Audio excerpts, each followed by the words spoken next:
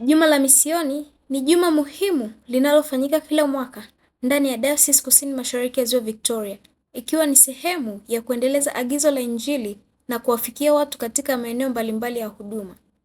Nikukaribisha katika makala maalum inayoonyesha kazi mbalimbali zilizofanyika katika Juma la Misioni kwa mwaka huu wa 2026.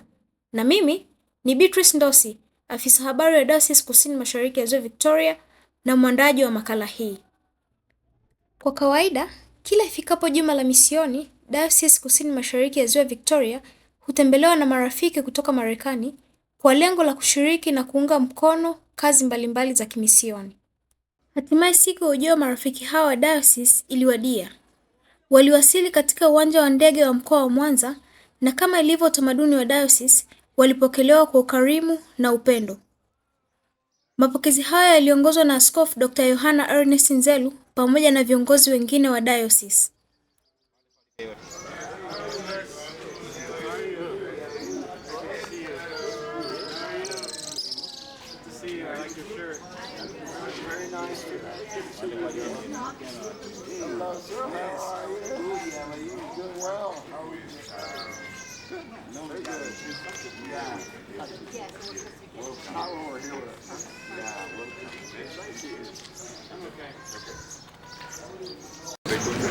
Oh, you already did? Oh, okay. yes. I thought you were married in Jesus. Yeah. Oh. Tell them to let us come. Yes. Ibrahim. Okay, you're welcome. Picky. How are you doing? That's right. You're only welcome. Huyu ni mke wangu, Ellie. Hey, Cindy. How are you doing? I'm good. Cindy, look at this Only place. welcome. Bishop Johanna. Johanna. Yes. Nice to meet you. I have been hosted with your husband. And 14 years ago. Wow. Yeah. I stayed in his house at Memphis. Yes, yes. Great for me to find a wife. Cool over there. Yeah. I wish I could that here. How is your camera lighting? Baada ya mapokezi hayo, safari ya kuelekea mkoani Shinyanga ilianza, huku msafara ukiongozwa na dereva Patrick Kijanga. Safari hiyo ilikuwa na umbali wa zaidi ya kilomita 150 kutoka mkoani Mwanza hadi kufika mkoani Shinyanga, ambapo ndipo yalipo makao makuu ya Dayosisi Kusini Mashariki ya Ziwa Victoria.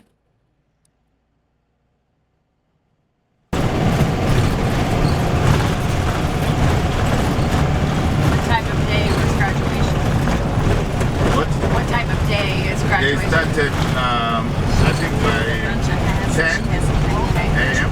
and now they are just finishing. Including other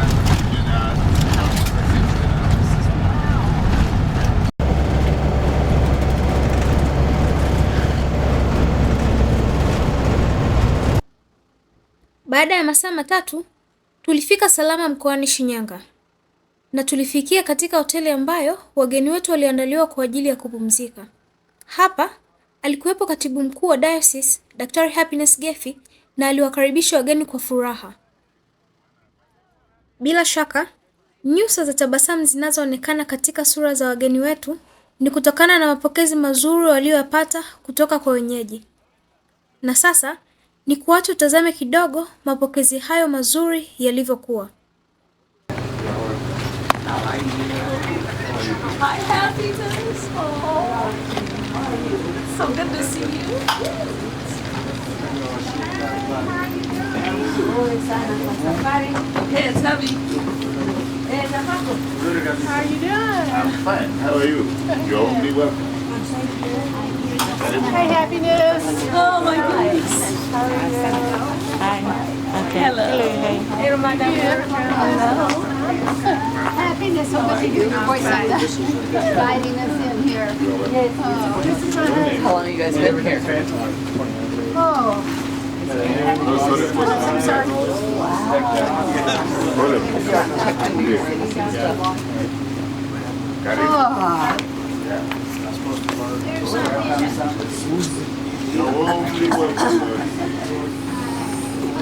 hello.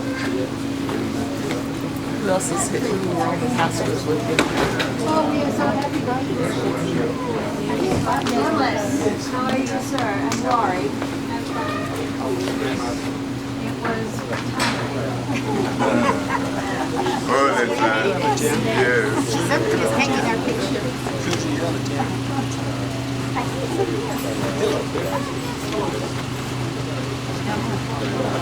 Karibu sana.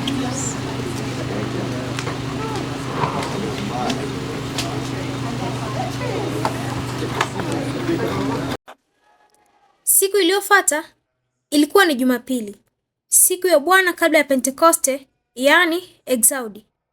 Wageni walihudhuria ibada katika kanisa kuu la Dayosisi, na katika ibada walipata nafasi ya kujitambulisha.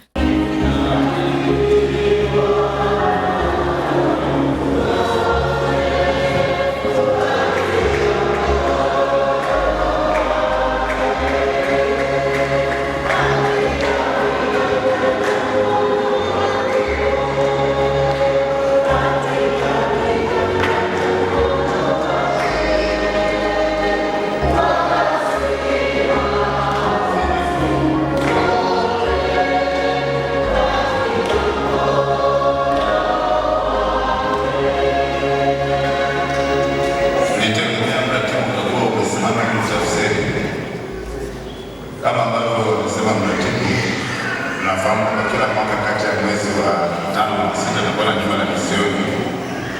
Mwaka huu tutakuwa na juma la misioni kuanzia kesho, lakini pia baada ya wiki ijayo pia tutaendelea na kazi ya misioni na tutakuwa na wageni wengine.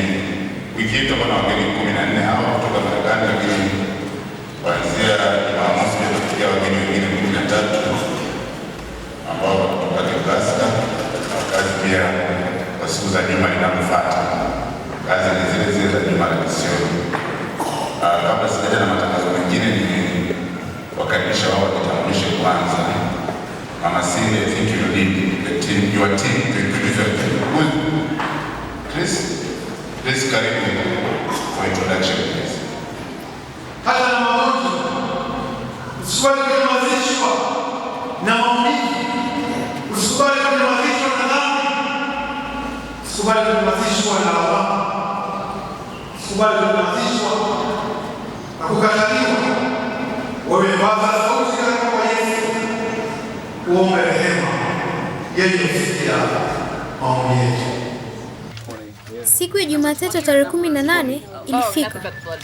Ilikuwa ni siku rasmi kwa ajili ya kuanza juma la misioni katika jimbo la Kusini Mashariki Kishapu, eneo la Mihama, Mwamadulu pamoja na Nyahwa. Siku hii ilianza kwa furaha, kwani wageni pamoja na wenyeji walikutana kwa pamoja tayari kwa ajili ya kuanza safari ya kuelekea katika jimbo hilo la Kusini Mashariki Kishapu.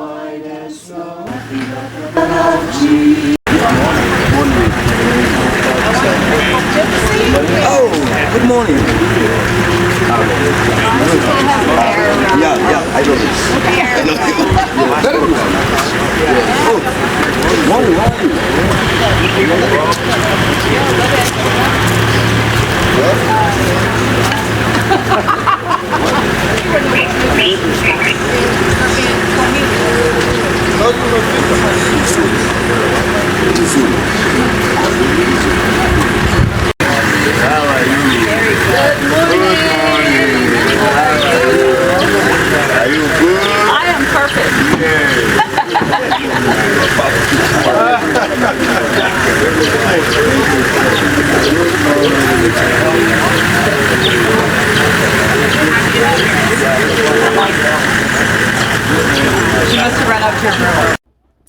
Baada ya kufika eneo la Mihama, tuliweka kambi na kugawa makundi.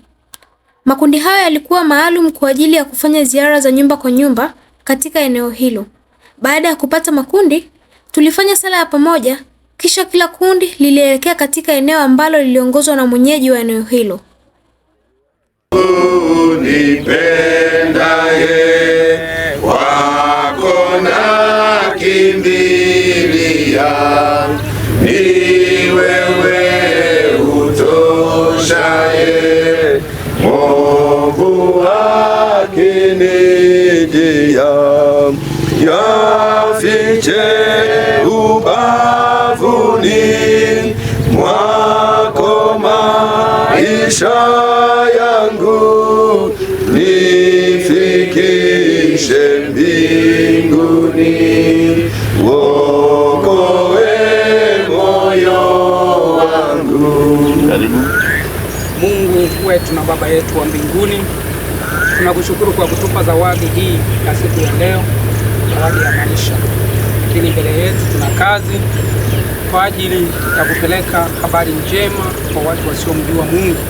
Tunaomba Mungu ututangulie, kila mmoja atutakaye kutana naye asikie habari hii ya wito mkuu wa kuweza kuingia katika ufalme wa Mungu.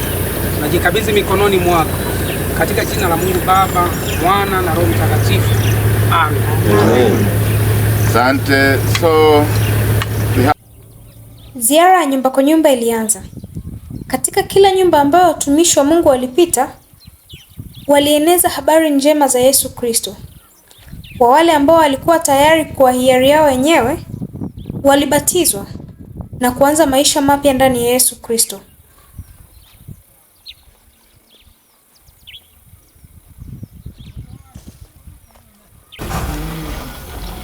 Katika nyumba ambazo walikuwa ni Wakristo na wanaenda kanisani, watumishi wa Mungu walifanya sala pamoja nao na kisha kuendelea na ziara katika nyumba nyingine. Naomba Mungu aendelee kuimarisha wadumu katika imani hii.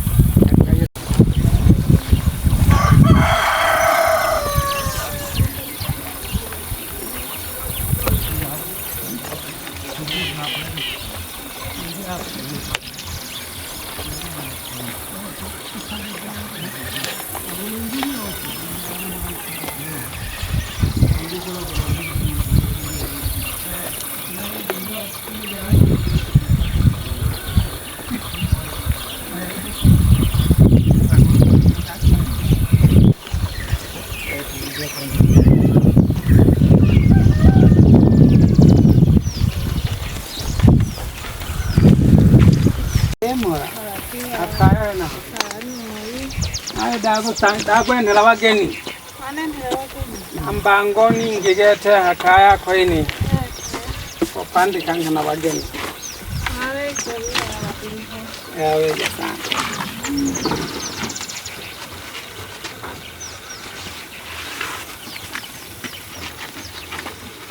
He keeps us separated from God because He's perfect.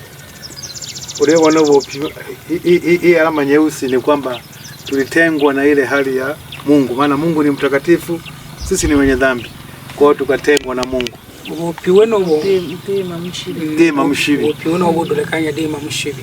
But because God loves us so much, He sent His Son Jesus to come down to earth. Mungu pamoja na kuleta shibi, Mungu pamoja na kufanya ubaya dhambi, lakini alikuwa bado anatupenda. Akamtuma Yesu Kristo mtoto wake. Ngiko isa hodi itashibi. Dalubu tokobo kwa untuma Yesu biza kuihaisi. Jesus was born in a stable like this and grew up to be a man. Yesu akazaliwa kwenye eneo kama hili Bethlehem. Yesu obyaba kunzenga go Bethlehem kuno. Katika siku ya kwanza tulifanikiwa kubatiza jumla ya watu 142 eneo la Mihama. Tulihitimisha siku hiyo kwa kufanya sala fupi na kisha kurejea Shinyanga mjini.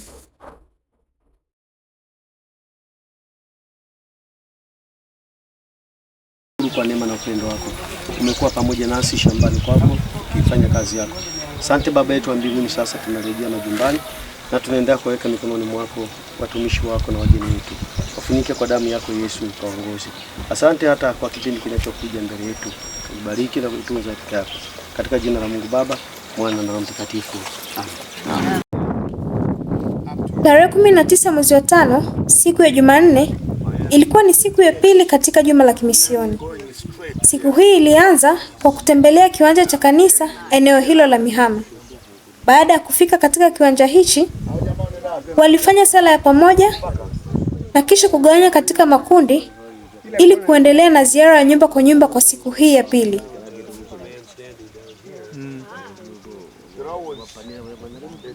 Hakuna anayeweza kuvunja kazi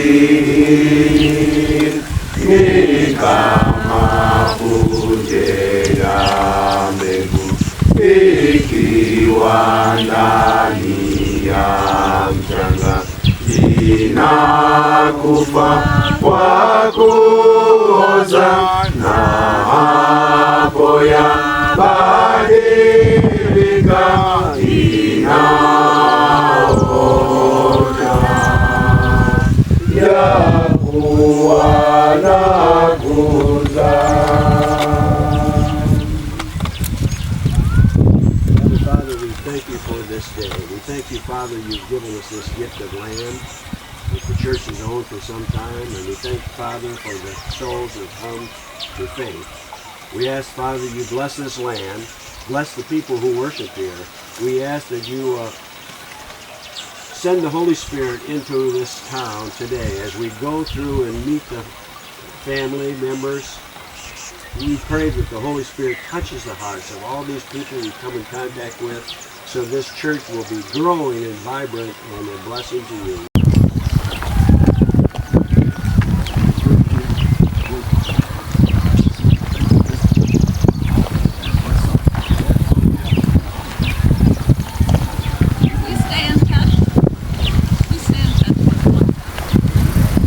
Sin entered the world. Sin is the bad things we do. It keeps us in the dark, away from the light of God. Dhambi ni kitu kibaya ambacho tunafanya na kinatutenga na upendo na uso wa Mungu. Now we are separated from God. Kwa hiyo kuanzia siku hiyo tukajitenga na Mungu. Wewe ni mwanadamu yalipoasi. But God sent his only son, Jesus. Lakini Mungu kwa upendo, kwa anatupenda, alimtuma mwanawe wake wa pekee Yesu Kristo. He died on the cross. Afe msalabani. He was crucified and slashed in the side. Pale msalabani. It was a very painful death. Aliumia sana, ilikuwa ni maumivu makali sana. He did that for us. Yote aliyafanya kwa ajili yetu. For me. Wewe nami, kila mtu aliyekaa hapa. Unaona? Inawezekana neema yako Mungu ameleta leo. Ila kesho ujue kesho itakuwaje. Maana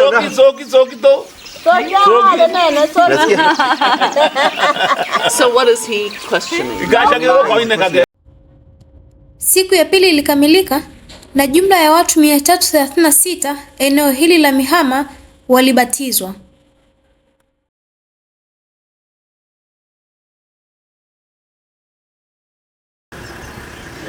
Siku ya tatu ya juma la misioni tulihamia katika eneo la Mwamadulu. Kabla ya kuanza ziara ya nyumba kwa nyumba katika eneo hili, tulifanya ziara fupi katika usharika ambao Wakristo wa Lutheri wa eneo hili huwa wanasali. Baada ya ziara hiyo fupi, tulirudi katika eneo ambalo tuliweka kambi yetu na kisha kugana katika makundi na kuanza ziara kama ambavyo tumefanya siku mbili za mwanzo.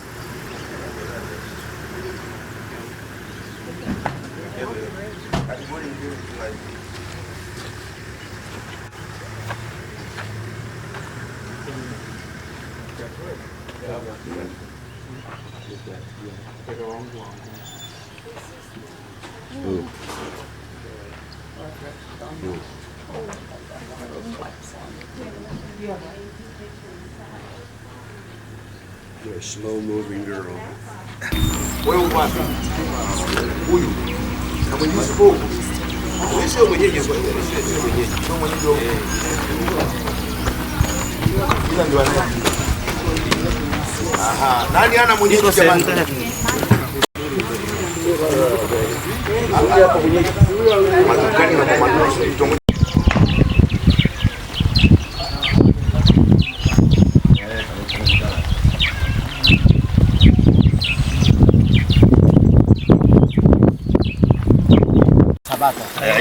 Haina shida kabisa. Ni alama ya ushindi wa Yesu Kristo msalabani. Kabisa kabisa. Kabisa kabisa. Ni upendo wa ajabu. Sasa yeye amebaki na nini? Atavaa anayo Doctor. So you would like to be saved, but not today because he has his business. Anauliza hivi baba, kwa hiyo inazuia wewe kuokoka? Kumwamini Yesu inazuia? Kwani wewe unaroga? Sirogi. Natibu watu tu kama nauma, shida zote. You can use medicine to heal the people. So you think about how can I do this business because tuseme hili ni dini gani? Lutheran, KKT. Sasa ni nyinyi kama hamna matatizo kwa waganga wanaotibu, kama hamna matatizo kubatiza. If you have no law about the witch doctor, you can baptize him. Well, I want to tell you the story about. Anataka kueleze habari za Yesu. I want to tell you the story about God. Akwambie kwanza habari za Yesu. Hamna shida. In God's love for you, he wants all men to be saved. Mungu anakupenda wewe na anataka watu wote waokoke. Even witch doctors. Hata kama ni mganga wa kienyeji, Yesu anakupenda. So, and I will tell you the story in this cube. Nitakueleza habari kupitia kachombo haka. So the Bible tells us in the Sukuma, no, God created Biblia inasema Siku ya tatu ilikamilika na jumla ya watu 256 walibatizwa katika eneo hili la Mwamadulu.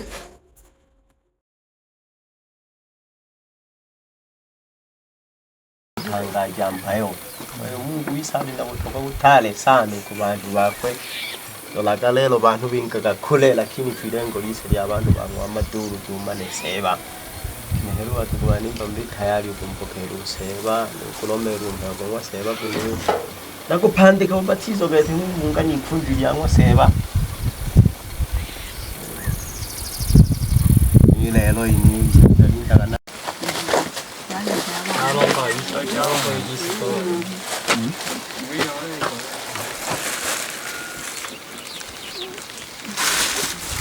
nani natakiwa uvalishe. Ziara ya nyumba kwa nyumba iliendelea katika eneo la Mwamadulu kwa siku ya 4 na jumla ya watu 223 walibatizwa.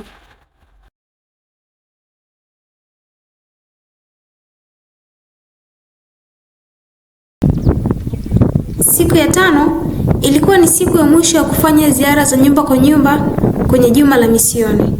Siku hii tulihamia katika eneo la Nyahwa. Eneo hili watu wengi bado hawajamjua Kristo, yaani ni wapagani. Ziara yetu ilizaa matunda kwani tuliweza kubatiza jumla ya watu 260.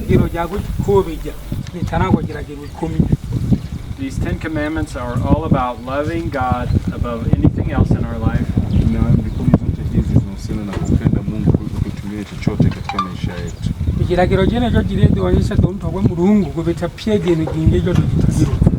And treating other people as well as you treat yourself.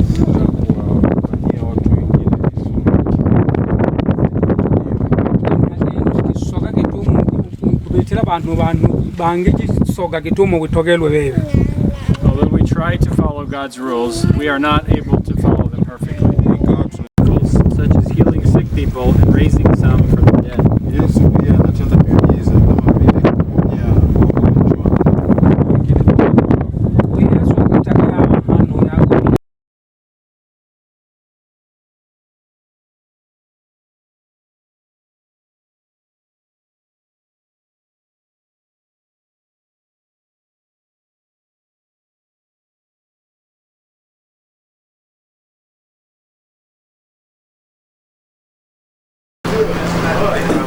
Baada ya kumaliza siku 5 za juma la misioni, marafiki zetu walipata nafasi ya kutembelea shule ya sekondari Mwadui. Shule hii ipo mkoani Shinyanga, wilaya ya Kishapu. Inamilikiwa na Diocese Kusini Mashariki ya Ziwa Victoria. Wageni walipofika shuleni hapo, walipokelewa na mkuu wa shule, Mwalimu Mashiku Mashala.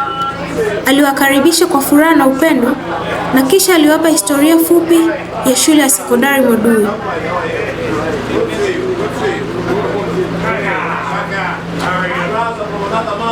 I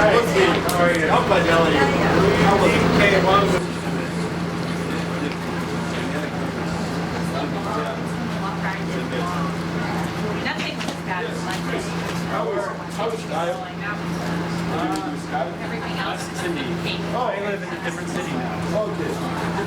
That's the city.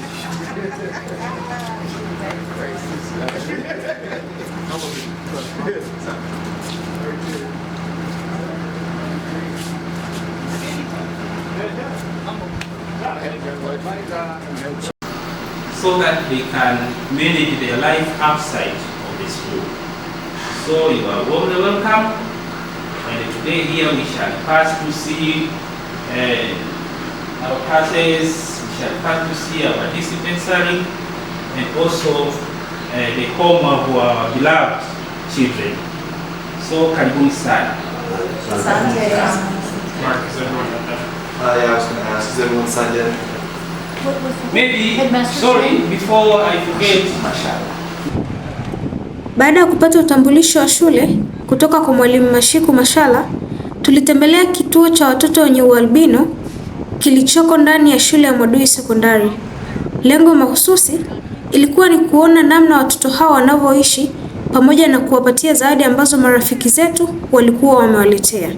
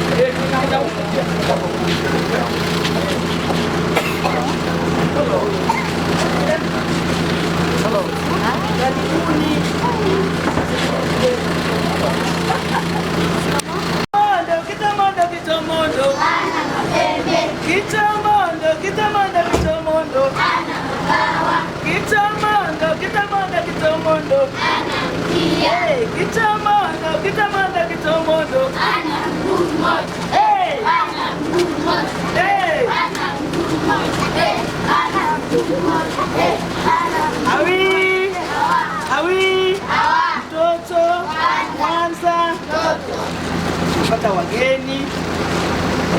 Wangapi wanapenda wageni? Kumbe wengi wanapenda wageni. Jamani. Haya, tuimbe wimbo mmoja hapa chapu kwa haraka. Rudi nyuma. Inuka na mabega cheza, cheza na kiuno katika.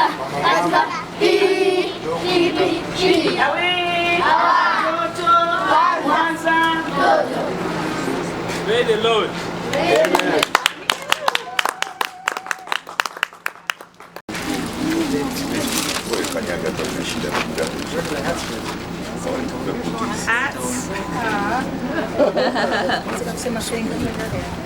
Thank you. How many What kids back there? Tim, I know. Did you get a picture? Did I? Did you get a picture? Oh, yeah. Lots of sunglasses, dresses. Miki mbona kwangu utafsiri? Jamani asanteni. Miwani kwa ajili ya jua. Tutaanza kumjaribishia velo mlembo. Sogea velo dakika moja hapa. Wow, nipendeza mwenyewe.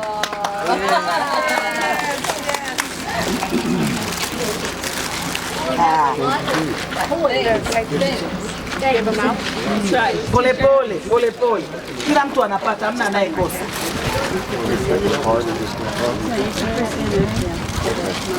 Chakua mwanangu mzuri. That's what Friday. Enda.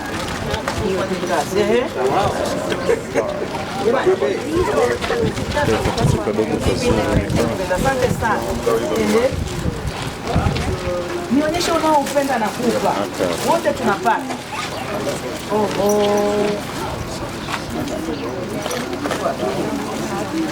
Usipokutosha utabadilishana na mwenzio. Kila mtu avae. Kila mtu avae.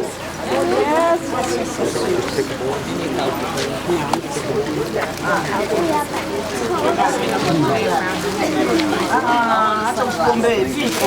Chagua unataka iko wapi magaka? Nani? Yesu asifiwe. Amina. Asanteni wageni kwa zawadi zenu. Mungu awabariki. Thank you guests for your gifts. God bless you. Baada ya kutoka katika kituo cha watoto wenye ualbino, marafiki zetu walipata nafasi ya kutembelea dispensary. Dispensary hii inawahudumia wanafunzi lakini pia wagonjwa wengine ambao wanatoka nje ya shule.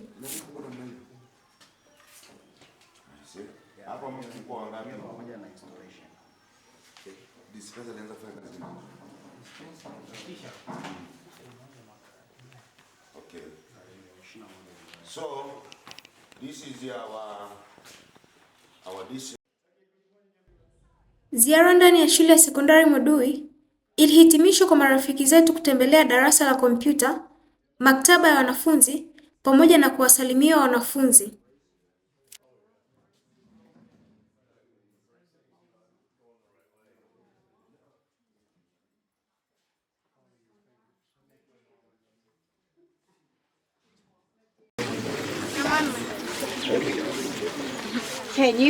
Can you name a commandment for me? Number 1, you should have no other gods before me. Tulianza safari ya kurudi Shinyanga mjini kwa ajili ya kupumzika na kujiandaa na maandalizi ya ibada ya siku ya Bwana Pentekoste. Ibada ambayo ilifanyika katika eneo la Mihama, jimbo la Kusini Mashariki Kishapu.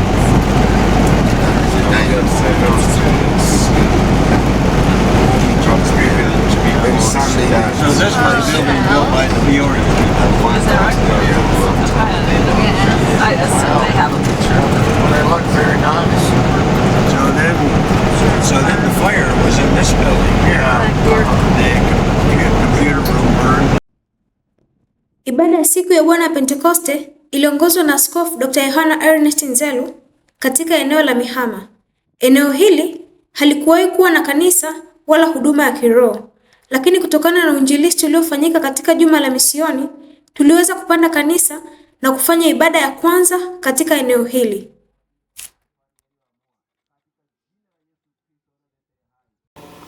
Leo katika siku hii ya Pentekoste, kushuka kwa Roho Mtakatifu, tumepewa neno kutoka kitabu cha Matendo ya Mitume sura ya 2 mstari ule wa 5 mpaka ule wa 13. Kitabu cha Matendo ya Mitume sura ya 2 mstari ule wa 5 mpaka ule wa 13. Neno la Mungu linasema, na walikuwako Yerusalemu Wayahudi wakikaa watu wataua, watu wa kila taifa chini ya mbingu. Basi sauti iliposikiwa, makutano walikutanika, wakashikwa na fadhaa, kwa kuwa kila mmoja aliwasikia wakisema kwa lugha yake mwenyewe. Wakashangaa wote, wakastaajabu, wakiambiana, tazama, hawa wote wasemao si wa Galilaya? Imekuwaje basi sisi kusikia kila mtu lugha yetu tulizozaliwa nayo? Warpathi na Waamedi na Waelami nao wakao Mesopotamia, Uyahudi na Padobokia, Ponto na Asia, Frigia na Pamfilia, Misri na pande za Libya karibu na Kirene, na wageni watokao Rumi, Wayahudi na waongofu, Wakrete na Waarabu, tunawasikia hawa wakisema kwa lugha zetu matendo makuu ya Mungu. Wakashangaa wote, wakaingiwa na shaka, wakiambiana, maana yake ni nini mambo haya? Wengine walidhihaki wakisema, wamelewa kwa mvinyo mpya. Tuombe. Mungu wetu na Baba yetu wa mbinguni, Baba, katika jina la Yesu, sante kwa ajili ya matendo yako makuu na ajabu katikati ya maisha yetu. Tunakushukuru hata siku hii njema, Bwana wa rehema, tunaposherehekea kushuka Roho wako, Roho Mtakatifu, siku ya Pentekoste. Tuko mbele zako chini ya hema hii, wewe utufundishe, ututie nguvu na kutuimarisha, ili Mungu tuendelee kutegemea katika maisha yetu. Kwa njia ya Roho Mtakatifu wako, sema nasi wewe uliye Mungu Baba, Mwana na Roho Mtakatifu. Amen. Naomba tukae.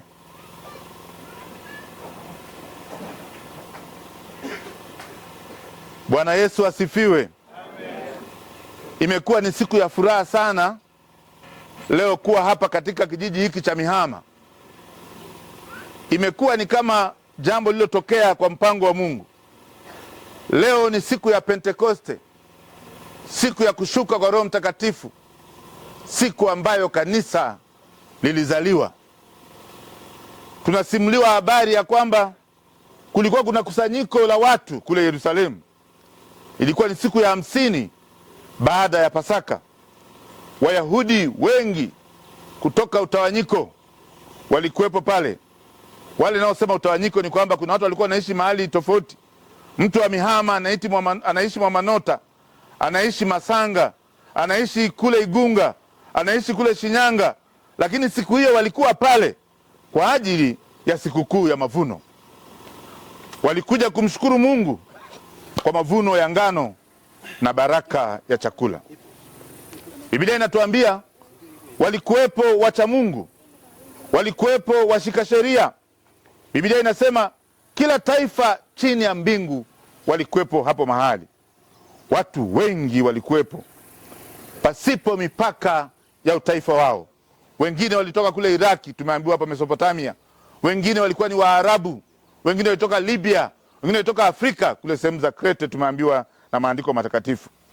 Watu wengi hawakujali kabila zao, hawakujali itikadi zao, hawakujali dini zao wala rangi zao, waliokuwepo pale mahali.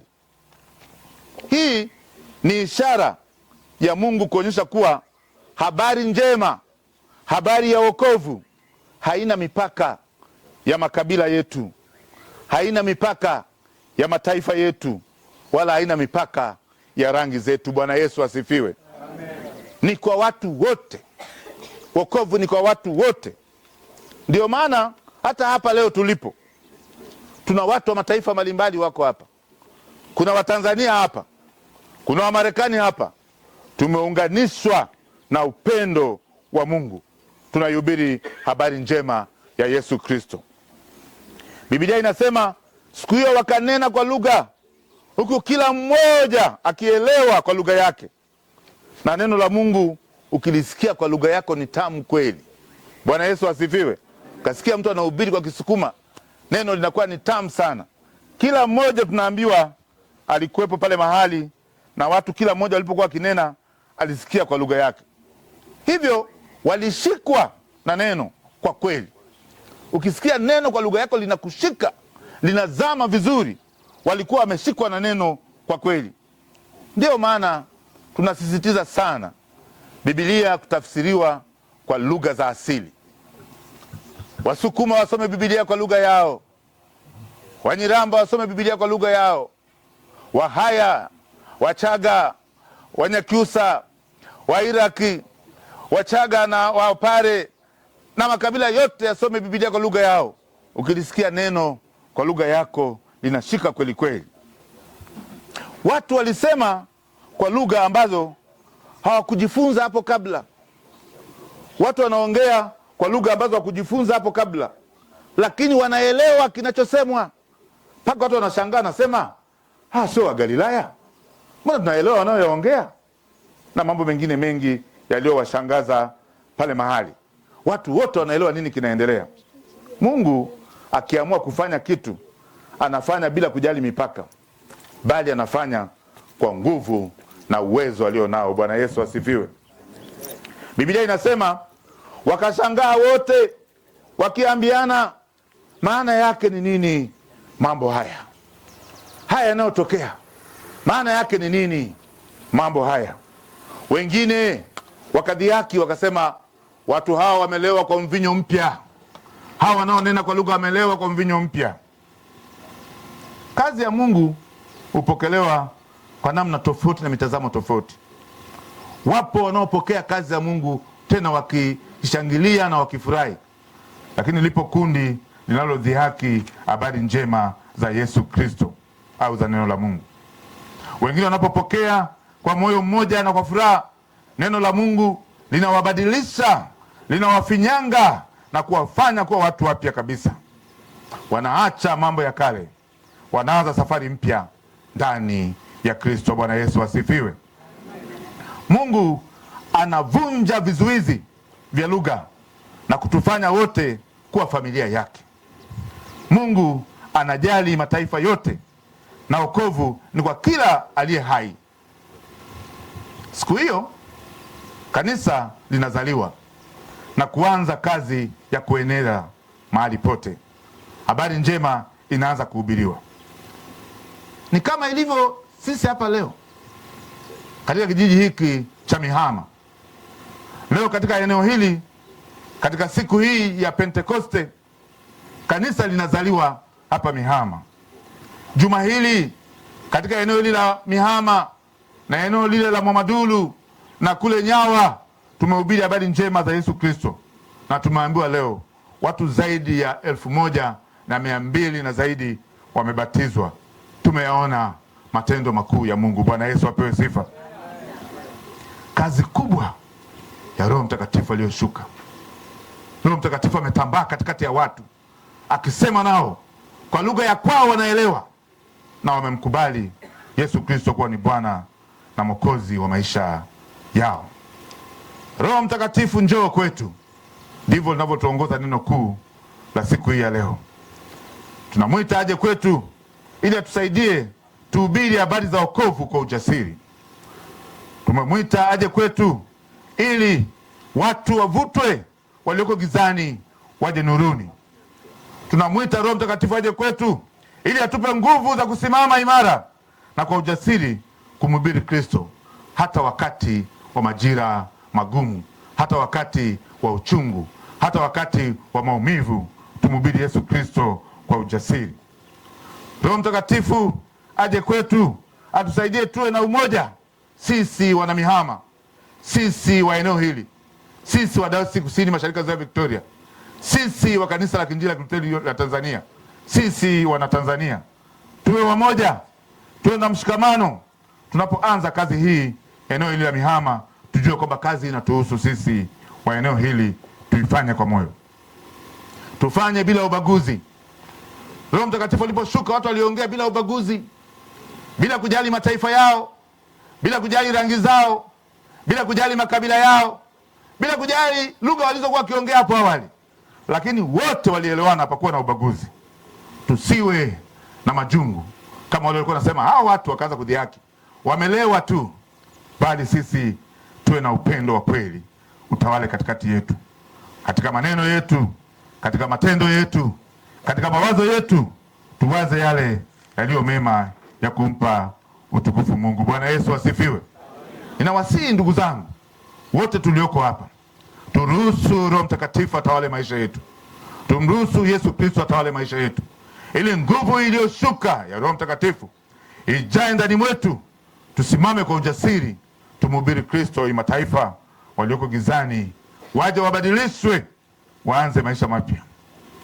Hata sisi tuendelee kubadilishwa, kuwaza kwetu, kunena kwetu na kutenda kwetu kumtukuza Mungu.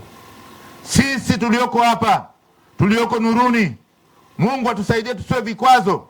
Hapakuwa na vizuizi vya lugha wala rangi wala utaifa katika siku ile ya Pentekoste. Hivyo Mungu atusaidie sisi tusiwe vizuizi, bali tuwe sababu ya watu wengine waje kwa wokovu, wapokee wokovu wa Yesu Kristo. Sisi iwe sababu ya amani kwa wengine. Sisi iwe sababu ya faraja kwa wengine. Sisi iwe sababu ya watu kurejeshewa matumaini, wakimbilie kwenye nuru hii ya Yesu Kristo, na nguvu ya Roho Mtakatifu iliyoshuka iwape ujasiri, iwaimarishe kutumika kwenu. Maisha yenu ya imani yakafanyike kuwa baraka kwa watu wanaozunguka, kwa majirani zenu, kwa familia zenu na kwa eneo lote hili. Na Mungu alibariki neno lake, na Mungu atusaidie tangu sasa na hata milele, katika jina la Mungu Baba na la Mwana na Roho Mtakatifu. Amen. Tuwapya njoo, njoo, njoo Roho mwema, njoo, njoo, njoo Roho mwema, utufanye waumini wa Yesu Mwokozi,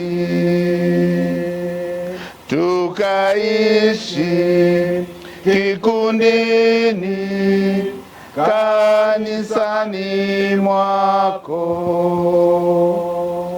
Njoo, njoo, njoo Roho mwema, atende kila kitu, tuongozwe nawe.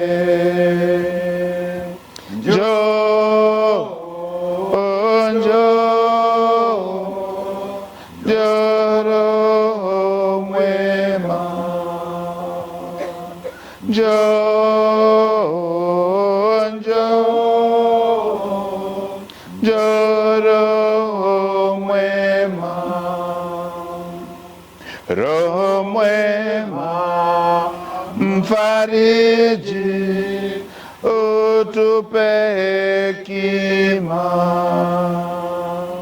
tukiwaza na kutenda yote yawe yako. Njoo, njoo, njoo Roho mwema, njoo, njoo, njoo Roho mwema. Hakika tuliuona mkono wa Bwana katika juma zima la misioni. Zaidi ya watu 1200 walibatizwa na kujiunga na imani ya Kikristo. Tulifanikiwa kupanda kanisa eneo la Mihama ambapo hakukuwa na huduma ya kiroho hapo mwanzoni. Tulifanikiwa kufufua kanisa eneo la Nyahwa. Tulihitimisha juma la misioni kwa kufanya tathmini fupi na kupata chakula cha jioni kwa pamoja.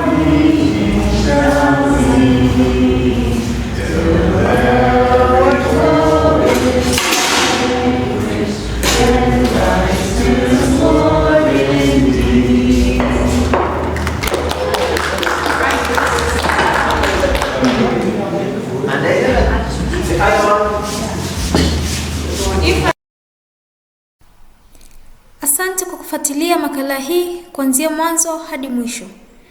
Ulikuwa nami msimulizi wako Beatrice Ndosi, afisa habari wa Dayosisi Kusini Mashariki ya Ziwa Victoria.